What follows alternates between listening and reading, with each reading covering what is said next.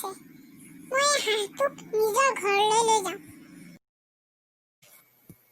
bye bye bye bye পাক পাক পাক পাক বহুত দিন মাংস খোৱা নাই এতিয়া খাবলৈহে মন গৈছে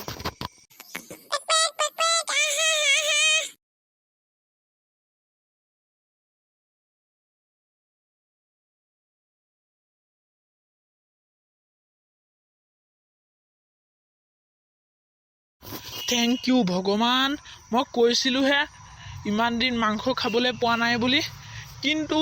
তুমি হাঁহ এজনী দিয়ে দিলা ওহো এই হাঁহজনী চক্কৰত মই নিজৰ বজাৰ কৰিবলৈ পাহৰিলোঁ এতিয়া যাওঁ বাই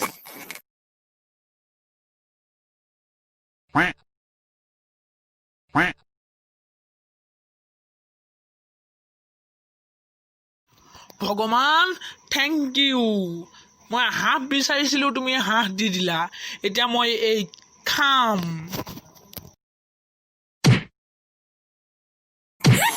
তুমি মোৰ হাঁহজনী কিয় মাৰিলা হাঁহজনী মোৰ সীমাৰ ভিতৰত কিয় সোমাইছিল তেতিয়াহ'লে হাঁহজনী মোক উচিত মূল্য দিয়া নিদিওঁ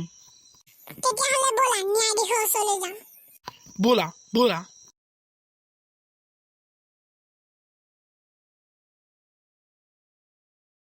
ৰ'ব ন্যায়াধীশ আপুনি ক'লৈ যায় বহুত দিন মাৰ ঘৰৰ পৰা অহা নাই মাৰ ঘৰলৈ যাওঁ তাৰ আগতে আপুনি আমাৰ বিচাৰ এটা কৰি দিব লাগে কি বিচাৰ সোনকালে কোৱা মই যাওঁ মানে এওঁ মোৰ হাঁহজনী মাৰি পেলালে হাঁহজনী মোৰ সীমাৰ ভিতৰলৈ আহিছিল বাবে মাৰিলোঁ বিচাৰ হৈয়ে গ'ল তুমি একো ক'ব নালাগে তুমি হাঁহজনী পুহিছিলা আৰু এওঁ মাৰি পেলালে